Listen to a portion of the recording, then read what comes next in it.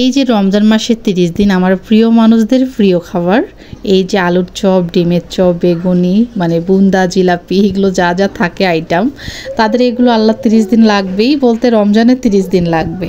তো যাই হোক, তাদের প্রিয় খাবারগুলো আমারও বানিয়ে দিতে ভালোই লাগে। আমি কখনো আমার প্রিয়জনদের খাবার যখন তারা মানে খেতে যেটা পছন্দ করে সেটা বানিয়ে দিতে আমি কখনো বিরক্ত লাগে না আর কি। হ্যালো প্রিয়ন, আসসালামু আলাইকুম, সবাই কেমন আছেন? আলহামদুলিল্লাহ, আমরাও ভালো আছি।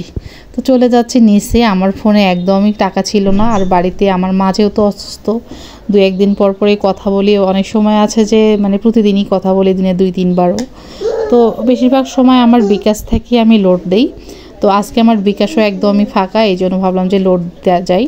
তো দেখুন বাসার সামনের রাস্তাটা আজকে একদমই ক্লিয়ার আর মানুষজন নেই, যেহেতু রমজান মাস। তো এই যে সকালে যে বলতে দুপুর সময়টা 12টা-11টার সময় এই রাস্তাটা একদমই ফাঁকা থাকে। তো লোড দিয়ে আমি একটু শহীদ মিনার রোডে আসলাম। তো সেখানে এসে দেখতেছি যে টাটকা টাটকা মাছ। তো মাছ দেখলে আমার কিন্তু ভীষণ লোভ হয়, মানে মাছ কিনতে যে এত কেন ভালো লাগে আমি এটা নিজেও জানি না।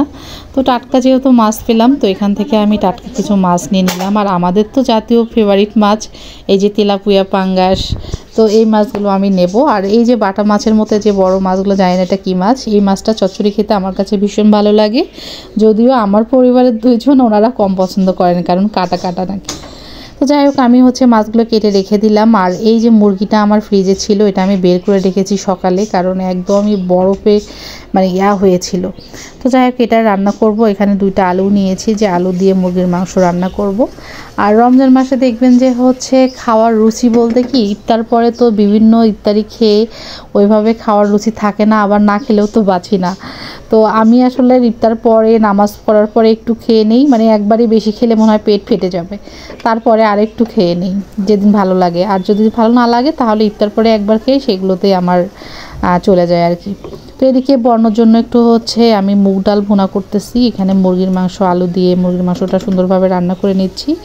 তো বর্ণ যেহেতু ছোটো, ও তো আর রোজা রাখতে পারে না। মাঝে মধ্যে আমাদের সঙ্গে শেষ রাতে ওঠে, খাওয়ার পরে বলে আম্মু রোজা রাখবো, কিন্তু তারপরে মানে যখন স্কুল থেকে আসে বা একটু খেলাধুলা করে আসে, তখন তার মানে ভিতরটা যখন শুকিয়ে ওঠে তখন সে ক্লান্ত, আম্মু আমাকে খেতে দাও।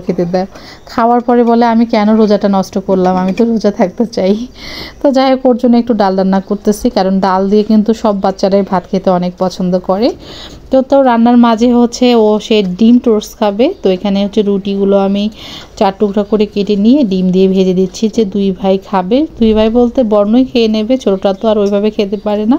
1 পিস যা একটু মানে সে একদম ছিঁড়ে নষ্ট করে ফেলে, তাকে একদম খাওয়াইতে হয়। তো যাই হোক, রান্নাবান্না করবো। এদিকে লাউ কেটে নিয়েছি। লাউটা আমার বেশ কয়েকদিন হয় ফ্রিজে ছিল। তো লাউটা মানে কি বলবো, আর বড় একটা লাউ নিয়ে এসেছে।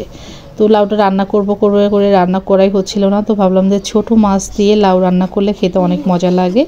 তো লাউটা আমি ভালোভাবে মানে রান্না করার পরে ওই যে পুঁটি মাছ এগুলো ভেজে দিয়েছিলাম উপরে, খেতে ভালো লাগতেছিল। এদিকে ডিম ভুনা করতেছি। ডিম ভুনা বলতে ডিমের কোরমা করতেছি। এখানে বাদাম বাটা, গুঁড়া দুধ সব কিছু দিয়ে করে ডিমটা এইভাবে ভুনা করলে বর্ণ খেতে অনেক পছন্দ করে। তো ওর জন্য স্পেশালি ডিম আর থাকবে, আর মাংস তো আছেই।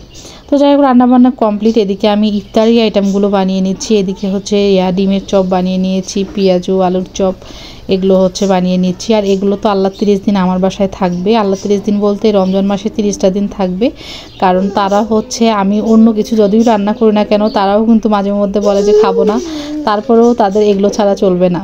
তো এদিকে আমি ফল কেটে নিয়েছি, আম দিয়ে জুস বানিয়েছি। আম আমার এগুলো গত বছরের, এখন তো আবার আমের মুকুল এসেছে। তো সেই আমগুলো আমি সুন্দর করে জুস করে নিয়েছি। ওদিকে ছোলা আনতে ভুলে গেছি, এগুলো নিয়ে আসলাম। তো এগুলো নিয়ে বাবা ছেলে বসে গেছে, বাকিগুলো আনতে আর কি যাব। তো কেমন লাগলো আজকে আমার ছোট্ট ব্লগটি, সবাই কমেন্ট করে জানাবেন। সবাইকে রমজান মোবারক, সবার রমজান অনেক সুন্দর কাটুক, এটাই আশা করি। সবাই আমার ভিডিওগুলো ভালো লাগলে একটু শেয়ার করে দেবেন। আল্লাহ হাফেজ।